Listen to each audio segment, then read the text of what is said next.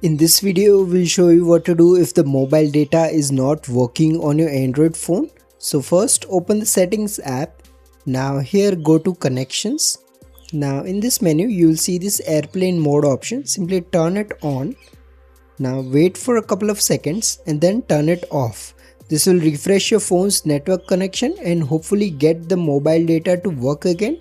However, if that doesn't happen, what you need to do is go to this mobile networks menu.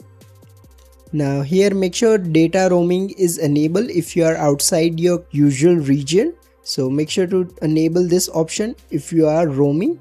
Next you need to select this network mode option and you can try switching between different network modes. So it's possible that the current location where you are at there is no 5G, so you can switch to LTE preferred and your mobile data should start working again. Similarly, you can also try other modes as well. However, if that doesn't work, go to this access points name option. Now here you will need to tap this three dot icon and then select this reset to default option. Finally hit reset to confirm.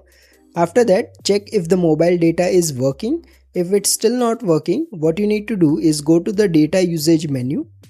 Now here make sure you haven't set any data usage limit. For that, simply tap on this mobile data usage. Now tap this gear icon. Now make sure both these toggles, that is set data warning and set data limit, are turned off. However, if nothing else works, your last option is to go back to the main menu and then search for reset network.